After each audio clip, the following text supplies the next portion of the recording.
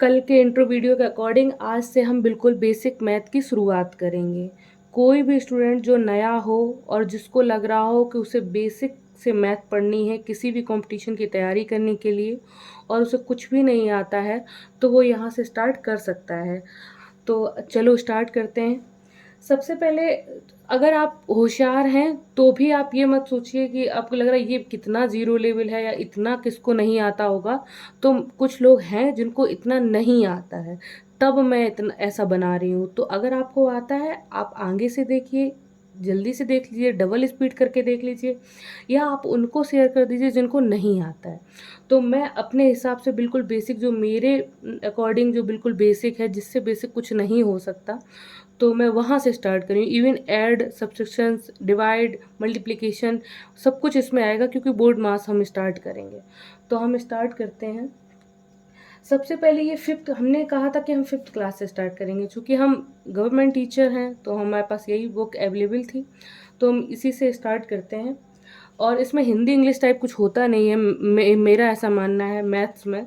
और अगर है तो मुझे कोई इश्यू नहीं है, आप कमेंट करेंगे तो मैं ठीक से उस पर ध्यान दूंगी। तो सबसे पहले हमने फिफ्थ क्लास से बोला था, और फिफ्थ ऐसा नहीं है कि हम बहुत टॉपिक वाइज पढ़ाएंगे, नहीं।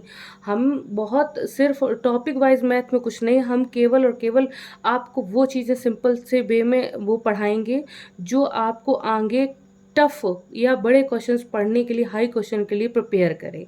तो मुझे जैसे आप अगर अर्थमेटिक पढ़ रहे हैं तो उसका हर क्वेश्चन जो होता है वो परसेंटेज से होकर जाता है। अगर आपको परसेंटेज नहीं आता है तो आप कोई भी क्वेश्चन उतनी जल्दी नहीं कर सकते हैं जितनी मतलब कर लेना चाहिए। जो कंपटीशन का दौर है, कम से कम टाइम में ज़्यादा से ज़्यादा क्वेश्चन कर लेना। तो अभी बहुत सारे टीचर्स हैं जो अभी भी पुराने उस पे चल रहे हैं। हम पुराने दूसरे टीचर्स पे ना बात करके अपनी बात करते हैं। जैसे सिंपल सी हर क्वेश्चन, अर्थमेटिक में तो परसेंटेज की नीड है ही, मुझे लगता है पूरी मैथ में परसेंटेज की नीड है। अब परसेंटेज के लिए ये नहीं है कि मुझे फिफ्थ भी पढ़ना है, सिक्स भी पढ़ना है, सेवन्थ भी पढ़ना है, एट्थ भी पढ़ना है, नाइन्थ नहीं। अगर फिफ्थ से आपकी चीज़ें, जो आपका बेसिक चीज़ है वो अगर कवर हो रही है तो आगे बहुत कुछ पढ़ने की ज़रूरत नहीं है। तो बहुत कुछ ना बोलते हुए हम अपनी बात को शुरू करते हैं। बस हम आपको एक क्वेश्चन, दो तीन क्वेश्चन से एक बात बताने की कोशिश कर रहे हैं कि परसेंटेज जो है वो पूरी अर्थमेटिक पे कैसे डिपेंड है। तो आपको अगर परसेंटेज नहीं आता, सबसे पहले आपको परसेंटेज आना चाहिए। परसेंटेज के लिए आपको बेसिक मैथ आना चाहिए, क्योंकि छोटी छोटी चीज़ें, जैसे अगर आपको ये नहीं पता है कि 8 पॉइंट, जैसे ये लिखा हुआ है, सिंपल सी चीज़। अब आप कह रहे हो, हमने लिख दिया है कि ये जो परसेंटेज, हमने कहा कि ये जो परसेंटेज हो गया, या इसे हमने डायरेक्ट लिख दिया 0.087। अब आप कह रहे हो ये कैसे हो गया? तो ये तो बहुत मतलब बहुत ज़्यादा बेसिक डीप में जाना है ना। परसेंटेज का मीन क्या है आपको अगर ये नहीं पता है, अगर हम ये कहें कि इसको परसेंटेज में बदलो, तो आप अगर इसको परसेंटेज में नहीं बदल पा रहे हैं कि 8.7% होगा, तो ये बहुत दिक्कत की बात है। तो बेसिक चीज़ें यहाँ से लेके चलेंगे। अच्छा, बेसिक परसेंटेज का इतना इम्पोर्टेंस क्यों है?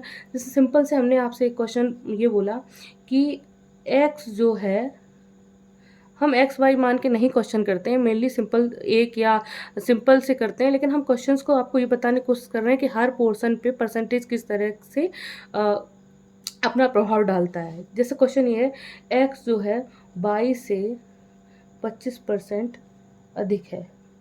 यहाँ थोड़ी बहुत नॉइस होगी तो प्लीज़ थोड़ा सा एडजस्ट कीजिए, क्योंकि मैं इस वजह से ही वीडियो अपलोड नहीं कर पा रही थी सुबह से। तो अगर क्वेश्चन है एक्स जो है वो 22 से 25% अधिक है, तो और y की वैल्यू 10 है, तो x की वैल्यू कितनी है? Simple question. अब ये परसेंटेज का तो क्वेश्चन नहीं हुआ, लेकिन आप ये सिंपलिसिटी का क्वेश्चन है, बिल्कुल क्या बोलते हैं, सिंप्लीफाई या कौन सा वो चैप्टर है उसका ये क्वेश्चन है।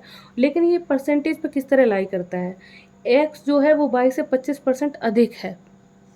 इसका क्या मतलब है कि हम 25% को देखते हैं। 25% की, अगर हमें 25% की फ्रैक्शन, अब हम डायरेक्ट फ्रैक्शंस याद करेंगे। जब 25% परसेंट याद करेंगे तो फ्रैक्शन 25/, परसेंटेज का मतलब होता है 1/100। 25, अब परसेंटेज हटाएंगे हम, अभी आपको इतनी जल्दी बता नहीं रहे हैं। आप ये मत सोचना ये बहुत जल्दी बताए दे रहे हैं। अभी तो हम सिंपल ये बताने की कोशिश कर रहे हैं कि परसेंटेज किस तरीके से हर चैप्टर को के ऊपर इफेक्ट अपना किस तरह डालता है। तो जैसे 25% की फ्रैक्शंस होती है, परसेंटेज का मतलब 25/100, 5 दूनी 10, पचम 25, 5 चौको 20, यानी 25% की फ्रैक्शंस हो गई 1/4।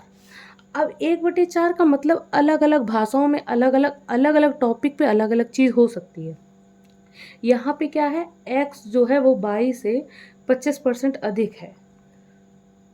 x यानी कि कोई चीज़ यहाँ 25% अधिक की बात हो रही है, तो यानी 4 तो कोई चीज़ थी और 25% अधिक यानी 1 बढ़ गई, तो यानी 5 हो गई। तो कौन अधिक है, x जो है वो अधिक है। तो x है 4 से 5 हो गई, तो x है 5 और y है 4। लेकिन इन्होंने कहा है कि y की वैल्यू कितनी है, 10 है, तो x की वैल्यू बताओ। तो यहाँ लेकिन हमने y की वैल्यू कितनी निकाली, 4, तो 4 बराबर 10, क्योंकि यहाँ तो 10 है, हम परसेंटेज के हिसाब से 4 है, तो 4 बराबर 10, 1 बराबर 2 दूनी 4, 2 पंचे 10, 5/2 या 2.5। तो हम x बराबर 5 बराबर निकालेंगे तो 5 का मल्टीप्लाई करेंगे, 5 बराबर हो जाएगा 25, 2.5 गुणे 5 यानी 25 पंचे 125 यानी 12.5 यानी बाई x बराबर कितना हो गया, 12.5। अभी ये तुम्हें कुछ नहीं समझ में आया, हमें पता है, हमने भी आपको समझाने के वे से नहीं समझाया है। हम सिर्फ ये बता रहे हैं कि परसेंटेज का हर जगह क्या इम्पोर्टेंस है। जैसे यही क्वेश्चन ऐसे हो सकता है कि जैसे यही क्वेश्चन है कि साधारण ब्याज की दर से कोई धन, ये आपको बेसिक समझना है तो चीज़ों को आपको सबसे पहले समझना पड़ेगा, इम्पोर्टेंस समझना पड़ेगा कि किस चीज़ का कितना इम्पोर्टेंस है, तभी आप उस चीज़ को अपने आप में समझने को तैयार होंगे। जैसे ये क्वेश्चन ये है कि 5% बेसिक ब्याज की दर से 10 वर्ष में कोई धन 1,000 रुपये हो जाता है। सिंपल सा क्वेश्चन है, हम सिंपल से ही बताएंगे, ठीक है। चूंकि बेसिक की बात हो रही तो बहुत हाई क्वेश्चन तो नहीं उठा लेंगे ना।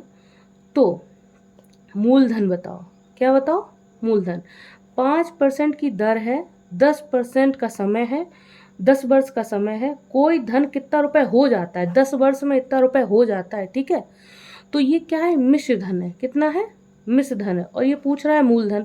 अब तुम अगर अभी भी इतना होने के बाद, इतना कंपटीशन टफ होने के बाद भी अगर यही करते रहो, साधारण ब्याज बराबर मूलधन गुणे दर गुणे समय बटे 100, तब तो ये कोई मतलब नहीं हुआ ना कंपटीशन की प्रिपरेशन करने का। तो आप कैसे कर सकते हैं, 5% जो है 1 वर्ष की है, प्रतिवर्ष के हिसाब से होती है, दर जो होती है वो प्रतिवर्ष के हिसाब से होती है। जब चैप्टर आएगा तो प्रॉपर बताएंगे, अभी हम ये परसेंटेज का इंपॉर्टेंस बता रहे हैं। तो 5% जो है वो प्रतिवर्ष होती है, और ये कितने वर्ष तक रहा है, 10 वर्ष तक। तो 10 वर्षों की जो परसेंटेज हो गई है वो हो गई 50%। अब परसेंट को हम फ्रैक्शन बदलेंगे, जब फ्रैक्शन बदलेंगे तो 50% का मतलब हो जाएगा 1/2। अब यहाँ पे फ्रैक्शन का मतलब क्या था, इन्होंने बोला था 25% अधिक है, तो अधिक यानी कोई चीज़ 4 थी और 1 बढ़ गई है यानी 5 हो गई है, ठीक है। यहाँ पे 4 जो थी वो जो थी बेसिक वैल्यू थी, यहाँ पर भी वही है, 2 रुपए कोई चीज़ थी, ऊपर जो आता है वो ब्याज आता है, 2 रुपए कोई चीज़ थी, उस पर 1 रुपए उसे लाभ हुआ यानी ब्याज मिला, तो उसे रुपए कितना मिला, 3। हम उसे सिंपली करने के लिए 1,000 की जगह 3,000 कर दें तो डिवाइड करने में इशू नहीं होगा। तो 2 रुपए कोई धन था और 1 रुपए उस पर क्या मिल गया, ब्याज मिला, तो 10, तो 3 रुपए मिलना चाहिए, 3 रुपए मिला हमें, 2 रुपए पर 1 रुपए ब्याज मिल गया, 1 रुपए ब्याज हुआ तो 3 रुपए मिला। लेकिन ये कह रहा है नहीं हमें कितना मिला है, 3,000, तो हम 3 बराबर 3,000 कर देंगे। तो 1 बराबर क्या होगा, 1,000। वो बोल रहा है मूलधन बताओ, तो 2 रुपए ही तो था, उस पर 1 रुपए ब्याज मिला, तो 2 बराबर कितना निकल आएगा, 2,000 रुपये। हमें उम्मीद है कि बहुत जो भी देख रहे हैं उनको लग रहा होगा नहीं ये तो मुझे आता है, ये तो मुझे आता है। अगर नहीं आता है तो आप प्लीज़ कमेंट करके बताएँ कि नहीं मुझे नहीं आता है, ताकि मैं और कायदे से और स्लो और बहुत बेसिक में लेके जा सकूँ। नहीं तो मुझे खुद में डिमोटिवेट टाइप फ़ील होगा अगर आपने नीचे लिखा नहीं ये तो आता है, ये तो आता है। तो अगर आता है तो गुड है, तो आप बोलिए कि नहीं मैम आपने अच्छा पढ़ाया। और अगर आपको लगता है कि नहीं आता था आपको और हमने आपको बताया है, तो आप मुझे बोलें कि हाँ, इसी तरह पढ़ाइए या हो सकता है और थोड़ा स्लो पढ़ाइए या जिस वे में पढ़ा रहे हो आप उसमें पढ़ाइए। ये तो हुआ एक हमने इंटरेस्ट के ऊपर परसेंटेज का इफ़ेक्ट देखा, यहाँ सिम्प्लिफिकेशन के ऊपर हमने इसका देखा। हम दूरी इसी तरह चाल दूरी पे देख सकते हैं कि ट्रेन की दूरी जो है, वो बस की दूरी से 25% अधिक है। अगर ट्रेन की जो चाल है, वो बस की चाल से 25% अधिक है। तो अगर बस की चाल जो है 5 है, तो ट्रेन की चाल कितनी है? तो 25% अधिक का मतलब क्या है? 1/4 यानी बस की चाल है 4 और 1 अधिक है किसकी? ट्रेन की 5। और ये बोल रहा है कि अगर बस की चाल 5 है, यहाँ तो 4 बराबर 5, 1 बराबर 5/4, तो ट्रेन की चाल कितनी होगी? 5 बराबर निकालना है, 25/4 यानी कि 4 छंग 24, 4 दूनी 8, 4 पंचे 20। तो हम आपको ये बताने की कोशिश कर रहे हैं कि परसेंटेज हर टॉपिक पर प्रभावी है। परसेंटेज का ही हर जगह इम्पोर्टेंस है। और इस परसेंटेज जो है मेनली मुझे ऐसा लगता है, क्योंकि मैं 5th क्लास पढ़ा रही हूँ, मैं प्राइमरी टीचर हूँ, तो उस बेस पे मुझे ऐसा लगता है कि 5th क्लास बेस्ट है चीज़ों को बताने के लिए। और अगर फिर भी आप लोगों को लगेगा नहीं नहीं तो हम 6 का भी उठाएंगे, 7 का भी उठाएंगे। ऐसा नहीं है कि बहुत टाइम टेकिंग, मतलब बहुत टाइम लेंगे, बहुत जल्दी जल्दी चीज़ों को कवर करेंगे आपके अकॉर्डिंग, जो आप बताएंगे उस हिसाब से। तो हमने आपको अभी ये बताया कि हमें बेसिक क्यों पढ़ना है, बहुत बेसिक क्यों जाना है, आपको बहुत छोटी छोटी चीज़ें क्यों जाननी है। तो उसके लिए अब हम यहाँ बताते हैं, सिंपल सा हम बिल्कुल शुरू से स्टार्ट करते हैं। मुझे लगता है हमने अपनी काफ़ी बात कह दी, कल भी कही थी, आज फिर कही है। और तो मैं बताऊँ कि बिल्कुल शुरू में 5th क्लास में क्या दिया गया है। इसमें सबसे पहले ये बताया गया है कि हम ये कैसे, जैसे ये तो जो है सो है, आप जो सीख लिया है उस पर बात करते हैं। सीख लिए का मतलब जो लास्ट में हमें समरी पे बात करनी है कि हमें सीखना क्या है। भई इन्होंने कहा है 7 एवं 8 अंकों की संख्याओं को पढ़ना या लिखना, ये कक्षा 5 के बच्चे को इस टॉपिक से आ जाना चाहिए। तो हम आपको बोलते हैं कि 7 और 8 अंकों की संख्या का मतलब अंकों की संख्या 7 अंकों की हो या 8 अंकों की, वो उसे पढ़ ले या लिख ले, तो वो तो आपको आता ही है कि भाई इकाई दहाई सैकड़ा हज़ार लाख 10 लाख करोड़, ठीक है? वो आपको पढ़ना आता है। बात हो रही है कि अगर ये हो रहा है कि 3 अंकों की सबसे बड़ी संख्या क्या है? यहीं से स्टार्ट होता है। यहीं से स्टार्ट होता है कि यही इसी टॉपिक में है कि सबसे 4 अंकों की सबसे बड़ी संख्या बताओ, 5 अंकों की सबसे बड़ी संख्या बताओ।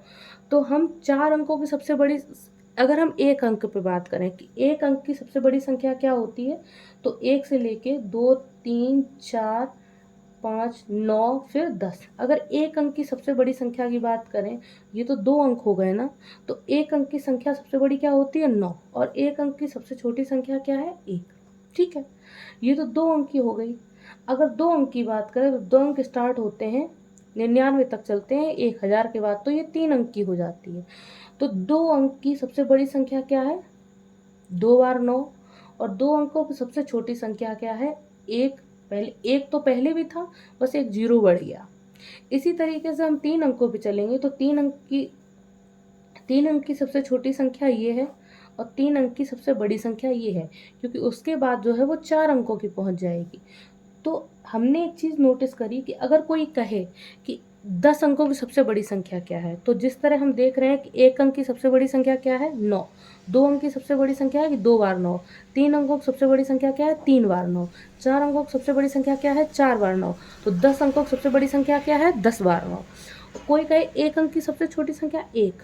2 अंकों की सबसे छोटी संख्या 1 तो रहेगा ही। अब 2 अंक बनाने हैं तो हम एक 0 लगा देंगे। 3 अंकों की सबसे छोटी संख्या, तो 1 तो रहेगा ही, हम 3 अंक बनाने के लिए 2 0 और लगा देंगे। कोई कहे 20 अंकों की सबसे छोटी संख्या, तो 1 तो रहेगा ही, बाकी 19 हम 0 लगा देंगे। बात कुछ थोड़ी बहुत अगर नहीं आता है तो आपको समझ में आ गई होगी, आता है तो गुड। तो हमने देखा कि छोटी और बड़ी संख्या कैसे बनाते हैं। अगली बात है, दूसरी बात ये एक greater than, less than, equal to, ये साइन होते हैं। सीधी सी भाषा ये याद रखो कि जो बड़ी संख्या, जैसे जो बड़ी संख्या है उसकी तरफ इसका मुंह रख दो, ग्रेटर देन, यानी 50 इज ग्रेटर देन 46। 50 जो है वो बड़ी है 46 से, तो जिधर इसका मुंह रहता है वो ग्रेटर देन है, और ये क्या है, लेस देन है, यानी 46 is less than 50, equal to.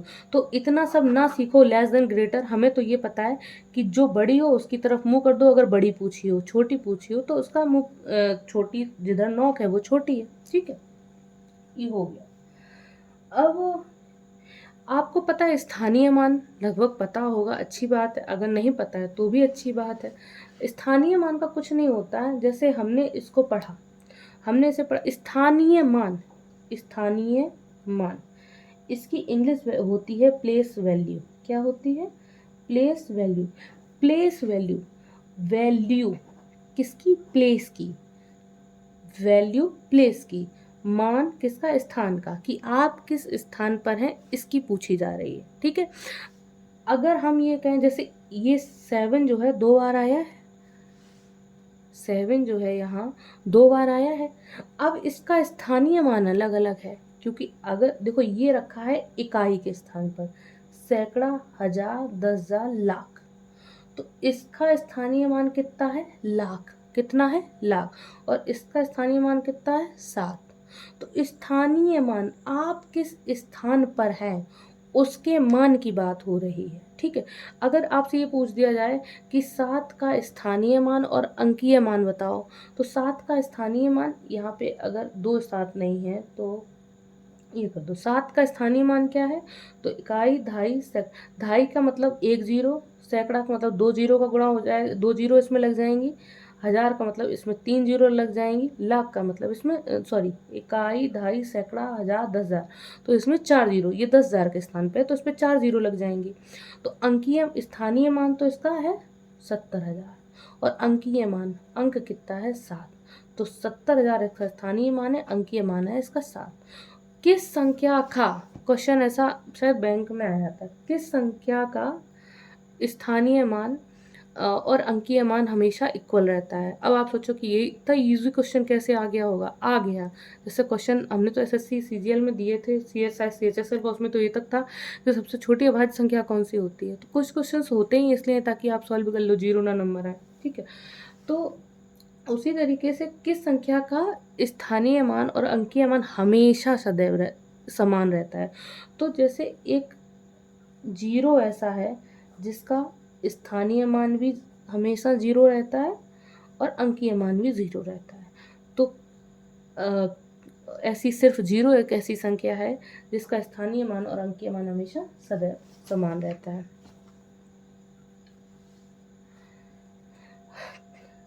किसी संख्या में प्रत्येक अंक का स्थानीय मान और अंकीय मान आपको पता चल गया। अंकित मान 7 एवं 8 अंकों की संख्या को विस्तारित और मानक विस्तारित रूप और मानक रूप बताओ।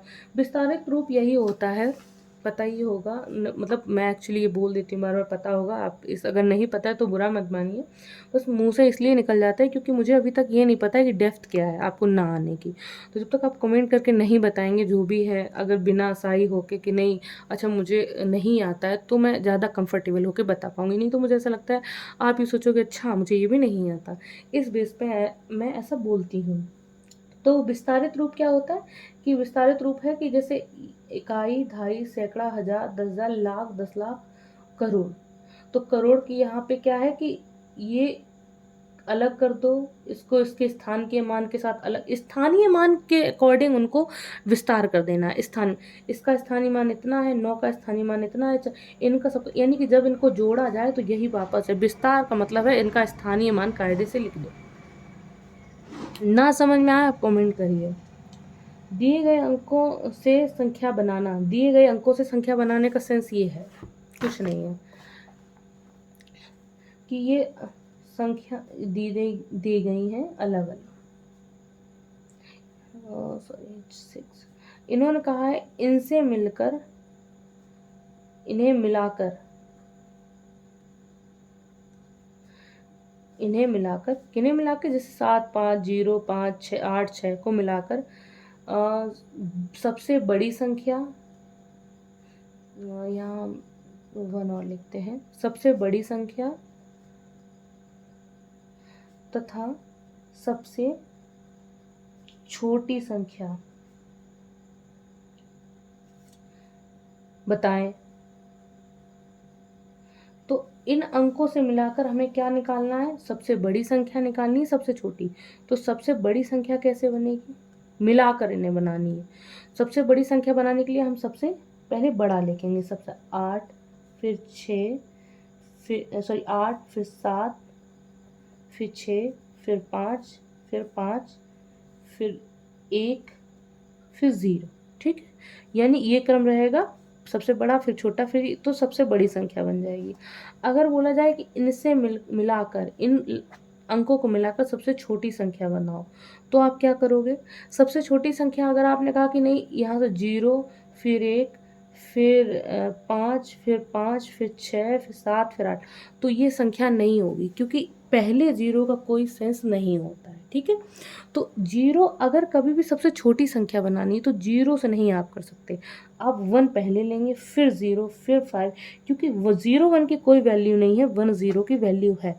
तो 0 की वैल्यू है, लेकिन आप किस जगह रख रहे हैं तब उस पर डिपेंड करता है। तो आपको 0 की कोई वैल्यू नहीं 0 की है, अब बीच में 0 की वैल्यू है, किनारे पे नहीं है, तो सेम वैसे ही रख दीजिए। तो सबसे छोटी संख्या मैं बताने का यही पर्पस था कि आप कभी भी 0 पहले नहीं रख सकते। अगर इसमें 1 नहीं है तो आप 5 पहले लिखेंगे।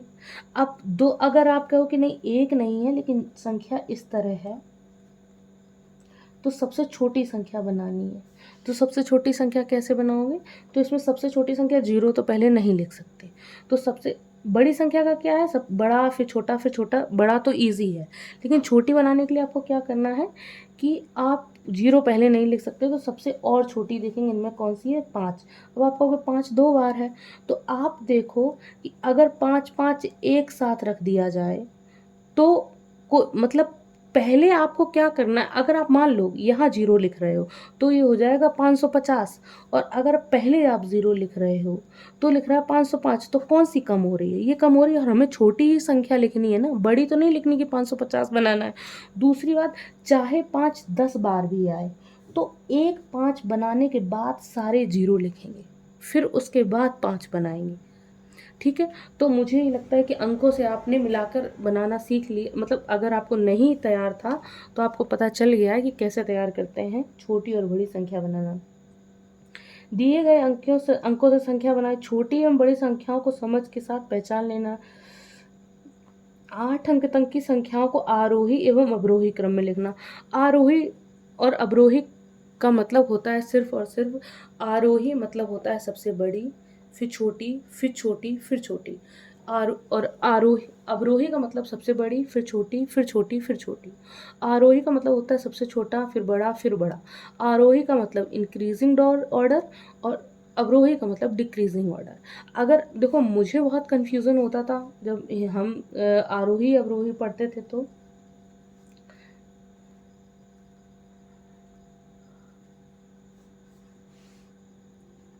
जब हम आरोही अवरोही पढ़ते थे तो बहुत कन्फ्यूज़न होता था कि अगर होता है तो मैं बता रही हूँ कि आरोही का मतलब क्या होता है, पहले छोटा, फिर बड़ा, फिर और बड़ा, फिर बड़ा, छोटे से बड़ा।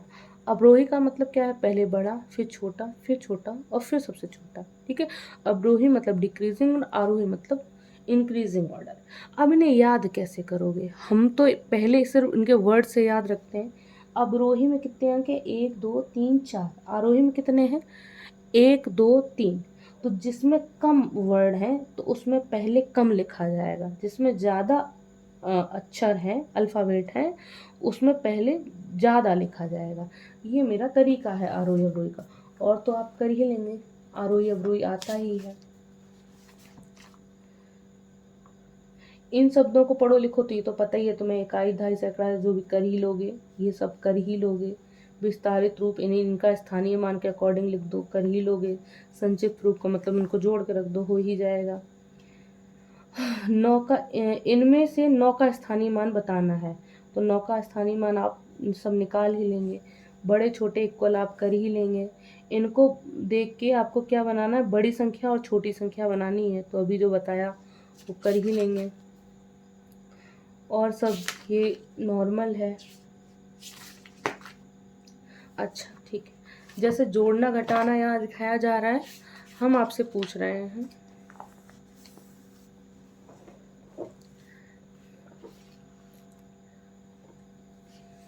जोड़ने घटाने की बात हो रही है, तो हम यहाँ से देखेंगे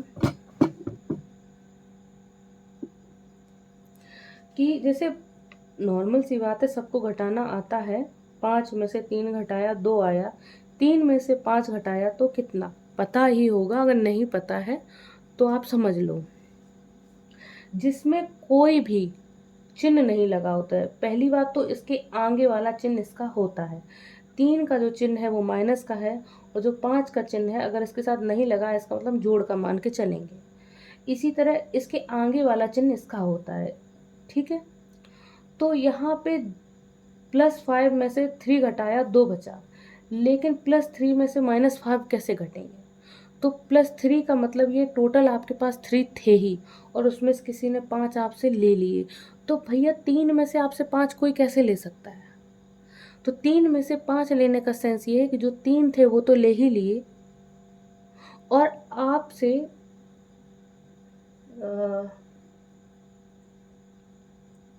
या हम इतना टिपिकल लैंग्वेज में या बहुत इजी ना करने के पर्पज से सीधे देखें कि हम ये देखते हैं कि हमेशा जब घटाने की बात आए, 10 में से 5 घटाना हो या 7 में से 10 घटाना हो, तो जिसमें हम हमेशा बड़े वाले में से छोटा घटा देंगे। 10 में से 5 घटाया 5, और चिन्ह हम उसका लिख देंगे जो बड़ा है।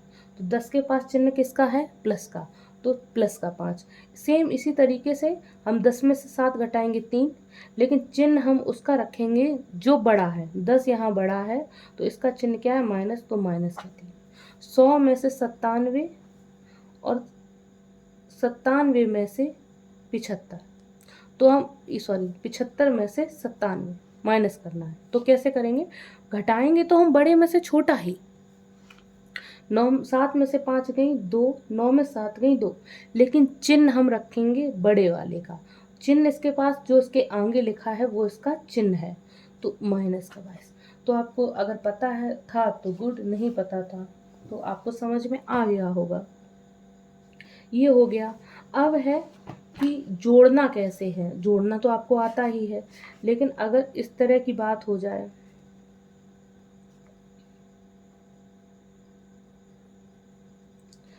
तो इनको कैसे जोड़ना है।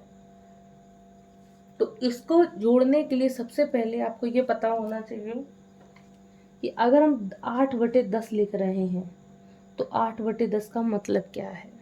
7/100 लिख रहे हैं तो इसका मतलब क्या है, ये आपको पता होना चाहिए। अब हम इसके लिए क्या करें, सबसे पहली बात तो हम एक जोड़ने की बात हो रही है, फ्रैक्शंस हम सीखेंगे, लेकिन जोड़ने की बात हो रही है तो हम कैसे जोड़ें। कि हम लिखा है 1/10, तो हम अब क्या करें, जैसे कहीं पे भी 5/20 होता है, तो हम क्या करते हैं, 20 5 चौको 20, फिर 1 बचता है, फिर हम दशमलव 4 10 जीरो लगाते हैं, 4 दूनी 8, फिर 2 बचता है और 20 हो जाता है, 4 पंचे 20, .25। तो इन सबसे पहले हम दशमलव ही तो लगाए हैं। अगर हम ये काम सीधे कर देते, भाई 4 यहाँ 1 था तो हम दशमलव ही तो लगाए सबसे पहले, तभी तो 0 हुआ। तो हम इसे ऊपर काटने के लिए हम क्या लगाएं, सबसे पहले दशमलव लगाएं, तभी तो 0 होगा।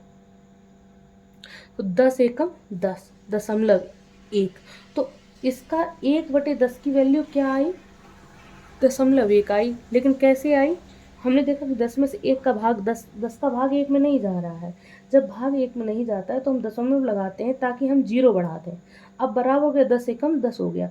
तो हम इतनी खिचड़ी ना करके सीधे एक चीज़ समझ लें कि अगर एक 0 है, नीचे कुछ और नहीं, 1 2 साथ में, 1 के अलावा 1 लिखा है, 2 3 साथ में नहीं लिखा है।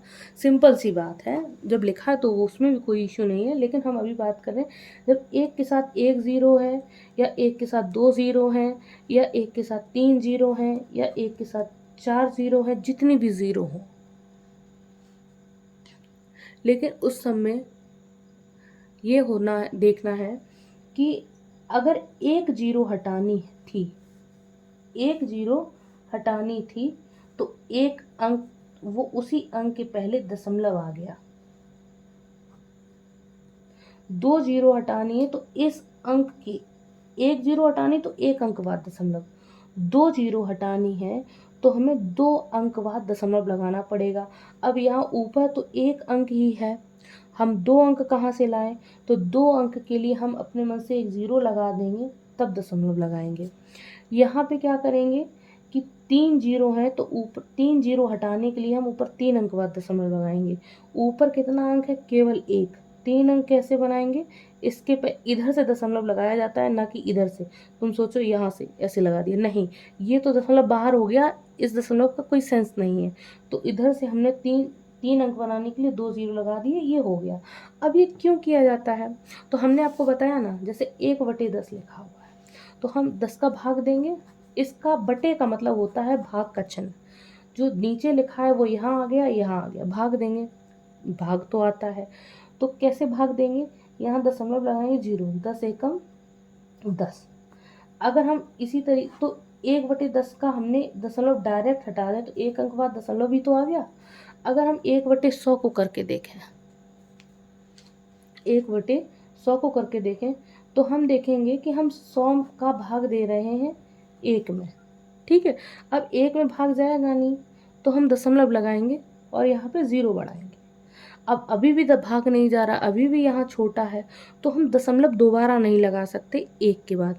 तो जब दोबारा लगाएंगे तो हम जीरो बढ़ाएंगे। क्या बढ़ाएंगे? जीरो। अब 100 एकम 100। तो हमने देखा कि यहाँ पे नीचे 2 जीरो थे तो ऊपर 2 अंक बाद दशमलव लगा के आंसर कितना आ गया? 0.01। ठीक है। तो हम इतना सब ना देख के सीधे कर सकते हैं कि जब भी कभी इस तरह लिखा हुआ है 3, तो हम सीधे 3 अंक बाद ऊपर दशमलव लगाएंगे, एक अंक पहले से मौजूद है, 2 अंक बनाने के लिए हम जीरो बढ़ा दें। समझ में आ रहा है? अब यहाँ पे इसको कैसे करेंगे? एक अंक नीचे, एक अंक बाद नीचे एक दशमलव है, हम हटा देंगे और 0.8 कर देंगे। 2 अंक है, 2 जीरो है तो ऊपर 2 अंक बाद दशमलव हम लगा देंगे। नीचे 3 जीरो है, ऊपर 3 अंक बाद हम दशमलव लगा देंगे। अब इनको जोड़ेंगे कैसे? जोड़ेंगे कैसे? सिंपल सी बात हम देखते हैं बिल्कुल सिंपल वे में, कि सबसे पहले हम लिख लेंगे 0.8, फिर लिखेंगे 0.07। तो कैसे करेंगे? दशमलव के नीचे 0.07, फिर कैसे करेंगे? 0.007, दशमलव के नीचे 0.003। सीधे जोड़ सकते हो तो सीधे जोड़ो, 3 3 7 8 और यहाँ दशमलव आ गया। ठीक है। अब आपको कि नहीं, यहाँ तो एक अंक बाद दशमलव था, तो हम सिंपल सा देख सकते हैं कि यहाँ 3 अंक बाद हो गया, तो ये तो जोड़ा है, नहीं तो ये समझ लो ऊपर खाली है, वहाँ वहाँ हम जीरो लिख देते हैं, तो सब जगह 3 अंक बाद दशमलव हो गया, तो इशू नहीं होगा। थोड़ा बहुत समझ में आया? दोबारा एक बार बताते हैं, तब ज़्यादा ठीक से समझ में आएगा।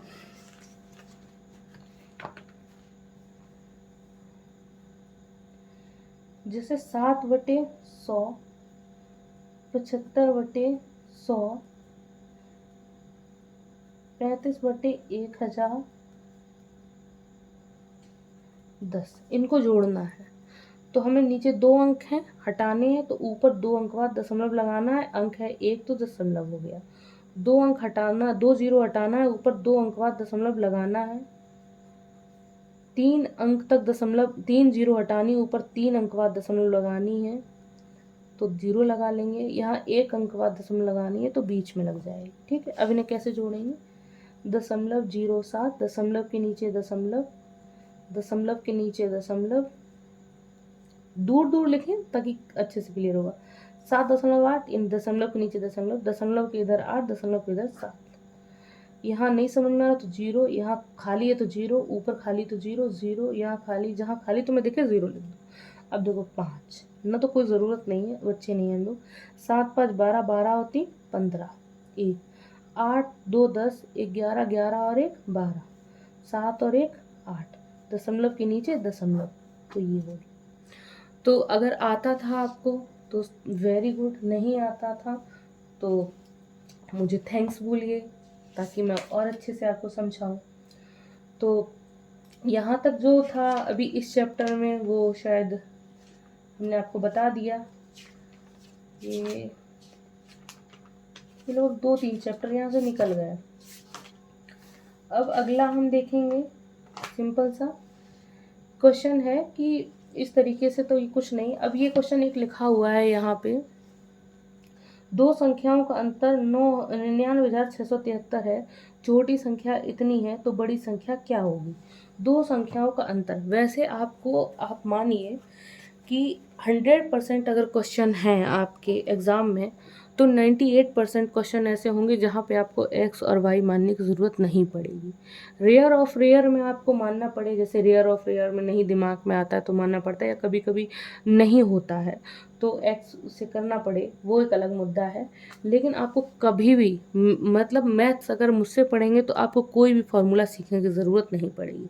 आपकी बेसिक अंडरस्टैंडिंग मैटर करती है कि आप कितना मैथ को अंडरस्टैंड करते हो।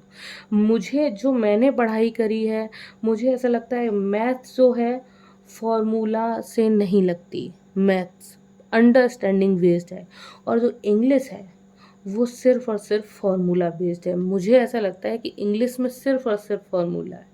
हार्डली के साथ क्या लगेगा, वेदर के साथ क्या लगेगा, इसके साथ क्या एडजेक्टिव होगा, एबव कब लगेगा, ओवर कब लगेगा, अंडर कब लगेगा, बीनीथ कब लगेगा, मतलब हजार चीज़ें, हजार तरीके से, इफ़ कब लगेगा, फॉर कब लगेगा, मतलब मैं कितने बोलूँ।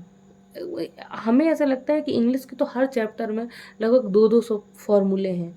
कब आप वही अनकाउंटेबल नाउन है, वही काउंटेबल है, कब क्या क्या, मतलब वही क्या बोलते हैं, पता नहीं क्या क्या, डेफिनिट वर्ब, इनडेफिनिट वर्ब, फिर कुछ वर्ब्स डेफिनिट भी होती हैं, इनडेफिनिट भी होती हैं, उनके लिए अलग से तरीका। तो मैं ये बताने की कोशिश कर रही हूँ कि इंग्लिश और मैथ का मेरा ऐसा मानना है कि अगर जिसको भी ये लग रहा है मैथ बहुत टफ है, मेरा ऐसा मानना है मैथ बिल्कुल ईजी है, बिल्कुल ईजी है। बस आपके पढ़ने के ऊपर है कि आप कैसे पढ़ रहे हो। तो अगर आप मेरा चैनल ऐसे ही फॉलो करते रहे तो आपको कभी भी बस ये है, आपको कमेंट बताना पड़ेगा कि आपकी डेप्थ, आपको कितना ज़्यादा आप डेप्थ में है, कितने गहरे पानी में है, कि आपको कितना ज़्यादा नीचे से ऊपर उठाना है। तो ये आपको कमेंट में बताना पड़ेगा और उस बेस पे मैं अच्छे से अच्छा आपको कंटेंट दे पाऊँगी। तो मैं ये बोलना चाह रही हूँ कि अगर आप मैथ आपको लग रहा है कि नहीं समझ में आती है, तो मैथ इसलिए नहीं समझ में आती है क्योंकि आप फॉर्मूले से पढ़ने की कोशिश करते हैं, आप अपनी अंडरस्टैंडिंग नहीं मेंटेन करना चाह रहे हैं। लेकिन आप मुझसे पढ़ेंगे तो आप अंडरस्टैंडिंग मेंटेन करेंगे। तो अगर आप इसी तरीके से पढ़ना चाह रहे हैं तो आप इसी वीडियो को इसको देखें, रोज़ के रोज़ आप इसे फॉलो करें। और चलो अपनी हम आगे बहुत बोलते हैं, आगे आते हैं। और दो संख्याओं का अंतर इतना है, छोटी संख्या इतनी है तो बड़ी संख्या क्या है, क्या होगी। अच्छा, हमने इतना क्यों बोल लिया, उस पर बात करते हैं। सिंपल सी बात है, एक्स वाई में अंतर 5 है, एक्स वाई से 5 ज़्यादा है, एक्स वाई से 5 ज़्यादा है, या वाई एक्स से 5 छोटा है। क्या क्या बात कही हमने, एक्स और वाई का अंतर 5 है, एक्स बड़ा है वाई से कितना, 5, वाई छोटा है एक्स से कितना, 5। ये तीन जो लैंग्वेजेस होती हैं, एक्स वाई का अंतर है 5, एक्स बड़ा है वाई से कितना, 5, और वाई छोटा है एक्स से कितना, 5। ये तीनों बातें एक ही हैं, सेम इक्वेशन बनती है। राम श्याम से 3 साल बड़ा है, श्याम राम से 3 साल छोटा है, राम और श्याम की एज में 3 साल का अंतर है। तीनों एक ही बात है, घटाना आपको राम के एज में से श्याम की ही एज पड़ेगी, ठीक है। तो सिंपल सी अंतर योगफल ये वर्डिंग आती ही है आपको। इनमें का दो संख्याओं का अंतर इतना है, हम मान लेते हैं दो संख्या, इनमें से एक संख्या इतनी है, तो सीधी सी बात है दो संख्याओं का अंतर इतना है, दो संख्याएं मतलब x अगर y को मान लें हम, अंतर मतलब घटाना, अंतर मतलब घटाना। अगर इनका अंतर इतना है और उसमें से कह रहा है छोटी संख्या इतनी है, तो छोटी जो है जो माइनस में है, छोटी हम किसे मानेंगे, जो माइनस, वही तो छोटी है। तो छोटी है इतनी,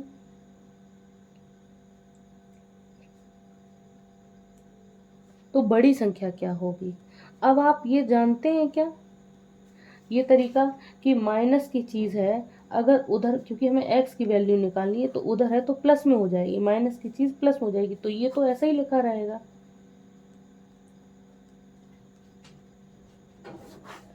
जोड़ दो हो जाएगा। अल्टीमेटली आपको अंतर का मतलब पता होना चाहिए। ज़्यादा का मतलब क्या है, ज़्यादा का मतलब भी घटाना ही होता है। एक्स वाई से इतना ज़्यादा है, कम का मतलब भी घटाना ही होता है। तो एक्स वाई से इतना ज़्यादा है तो भी घटाओगे, वाई एक्स से इतना कम है तो भी घटाओगे, एक्स वाई का अंतर इतना है तो भी घटाना है। ठीक है, छोटी संख्या वो होगी जिसके साथ माइनस का चिन्ह लगा हुआ है। ठीक है, और अच्छा, अब यहाँ से एक बात निकल के आई कि अगर आपको ये बात पता है कि नहीं है कि गुणे में अगर है, गुणा में हो बराबर के साथ, तो हम कैसे x की वैल्यू निकालेंगे या l की वैल्यू निकालेंगे। अगर हम जोड़ में हैं बराबर के साथ, तो हम कैसे x की वैल्यू निकालेंगे, और या हम घटाने में हैं x के साथ, तो हम कैसे x की वैल्यू निकालेंगे, या हम डिवाइड में हैं तो हम x की वैल्यू कैसे निकालेंगे। यानी कि ये मतलब, ये पूछने का सेंस ये है कि आपको इक्वल जो चिन्ह है उसके साथ वर्क करना आता है या नहीं आता है। तो अगर आपको आता है तो ठीक है, लेकिन अगर नहीं आता है तो हम इसे समझेंगे कैसे। जो बराबर होता है, बराबर, बराबर जैसे लिखा हुआ है 4 × 5 बराबर, या x × 5 बराबर 7 × 8, तो x की वैल्यू निकालो। तो जो बराबर होता है, बराबर,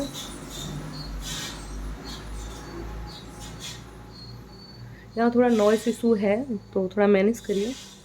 तो जो बराबर होता है वो जो गुणा होता है, जब वो बराबर के उधर जाएगा तो भाग में हो जाएगा। किस में हो जाएगा, भाग में। गुणा का चिन्ह बदल जाता है बराबर के बाद भाग में। ठीक है, गुणा का चिन्ह बराबर के बाद भाग का मतलब है नीचे पहुंच जाता है, भाग का मतलब। और जोड़ का जो चिन्ह है बराबर में उधर जाने के बाद माइनस में बदल जाता है, माइनस जो है वो बराबर के बाद प्लस में बदल जाता है। समझो, गुणा जो है वो बराबर के बाद उधर जाता है, बराबर के बाद अगर जाता है तो भाग में बदल जाता है, यानी कि बटे में आ जाता है यहाँ पे। अगर जोड़ है तो वो आ जाता है घटाने में, बराबर के बाद घटाना है तो प्लस में चला जाता है, और अगर भाग में है तो ऊपर मल्टीप्लाई में चला जाता है, ऊपर। अब कैसे चला जाता है हम उस पर बात करें। भाग में है का मतलब ये है कि ये देखो भाग में है, भाग का मतलब ही होता है y बराबर बटे, इस भाग का मतलब होता है बटे L/M। अब जब हमें x की वैल्यू निकालनी है तो ये वाली y जो है वो बराबर में जो भाग में थी वो किस में चली गई, अब गुणा का मतलब है ऊपर से ले जाना गुणा के साथ। तो गुणा जो भाग में है तो वो गुणा में ऊपर चली जाएगी। ये थोड़ा आपको पता होना चाहिए, नहीं पता है तो बताएंगे हम और कायदे से। और मुझे लगता है कि मैं इतना ही आज रखूं, क्योंकि मुझे भी लग रहा है कि अभी मुझे आप लोगों से थोड़ा सा रिव्यू लेना है वीडियो को लेकर, कि मैं जानना चाहूँगी पहले कि कैसा पढ़ा रही हूँ, आप लोगों को समझ में आ रहा है कि नहीं आ रहा है, और मैं क्या कैसे मतलब इसे पढ़ाऊँ तो ज़्यादा बेटर होगा, या मैं जैसे पढ़ा रही हूँ वैसे ही ठीक है। आप लोगों से ये पहले मुझे क्लियर करना है।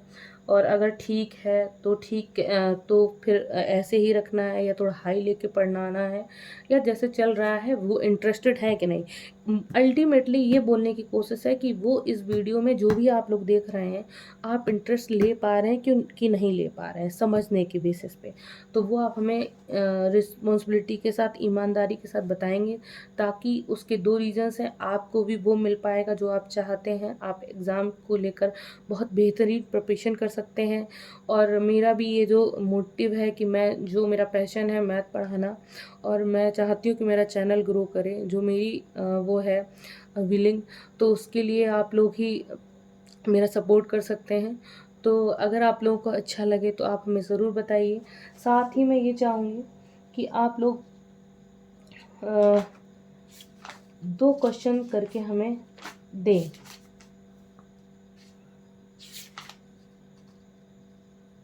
एक तो ये क्वेश्चन है, इस क्वेश्चन को बहुत सिंपल सा क्वेश्चन है, लेकिन फिर भी हम अपनी श्रद्धा के लिए पूछ रहे हैं आपसे। एक ये क्वेश्चन है और एक ये सिंपल से क्वेश्चन है। ये वाले 2 क्वेश्चन है। एक है 6 नंबर क्वेश्चन, सही से वीडियो को पॉज करके देखिएगा, और एक है ये वाला क्वेश्चन। तो अगर आपने पूरा वीडियो देखा है तो आप आगे कमेंट करिए इसका आंसर, और मुझे ज़रूर कमेंट में ही एडवाइस करिए। और मेरा थोड़ा अगर पसंद आया हो तो आप शेयर करिए, नहीं पसंद आया हो तो आप मुझे एडवाइस करिए। और आज काफ़ी ज़्यादा बातें इस वजह से हुई क्योंकि पहली बार वीडियो बना रहे हैं, तो अभी कोई बहुत ज़्यादा उस चीज़ के यूज्ड टू नहीं है। तो उस चीज़ के लिए यही है कि धीमे धीमे जब बनाते रहेंगे तो हैबिचुअल हो जाएगा, तो बातें भी कम हो जाएंगी, पढ़ाई पे फोकस ज़्यादा रहेगा। अभी मुझे एक्चुअली आपका रिव्यू की ज़्यादा नीड है, तो इस वजह से ऐसा हो रहा है। तो आई होप आप समझ पा रहे होंगे और हेल्प करेंगे, और आप मेरे चैनल को ज़्यादा से ज़्यादा लोगों तक शेयर करेंगे और उनको बताएंगे। शेयर करने के साथ बताएंगे आप, तो वो देखने के लिए मतलब ज़्यादा मोटिवेट होंगे। और इसी चैनल पर हम ट्रिकी डेली करंट अफेयर डालना शुरू करेंगे। वो इतनी बेहतरीन होगी कि ट्रिकी करंट, डेली के करंट अफेयर ट्रिक से, जो किसी भी अभी तक कोई चैनल ऐसा नहीं है जो बनाए, किसी ने नहीं बनाया है। तो और क्योंकि मैं इसलिए बना रही हूँ क्योंकि मैंने खुद सिजिल प्रिपरेशन करी हुई है, तो मुझे पता है कि कितना टफ होता है करंट अफेयर को रिकॉल कर पाना। तो मुझे ऐसा लगता है कि मैं कुछ इस तरीके से चीज़ें लाऊंगी कि आप उसे लॉन्ग लास्टिंग रख सकते हैं। तो आप फॉलो करिएगा। जब मैं उसको वीडियो डालना शुरू करूँ, सोचा तो आज से ही था, पर काफ़ी टाइम टेकिंग है ये सब चीज़ें, मुझे खुद का भी अपना पढ़ना होता है। तो मुझे लगता है कि हमने अपनी काफ़ी बात कह दी है। तो अगर बहुत बोलते हैं तो आप उसमें भी कमेंट में कर सकते हैं। बाकी अभी काफ़ी टाइम हो गया, मुझे लगता है 12:30 से ज़्यादा हुआ है रात का। तो मैं अब वीडियो को बंद यहीं पे रोकती हूँ। और अगर आपके पास जो भी सुझाव हो वो ज़रूर दीजिएगा। मेरा चैनल सब्सक्राइब करिएगा, लाइक करिएगा, मैक्सिमम शेयर करिएगा। मुझे लगे कि मैं मेहनत कर रही हूँ, उसका मुझे मिल रहा है कुछ। और इसी के साथ ही थैंक यू, और कमेंट ज़रूर करिए। और नए स्टूडेंट को जुड़ने के लिए आप लोग मेरा सपोर्ट करिएगा। Thank you.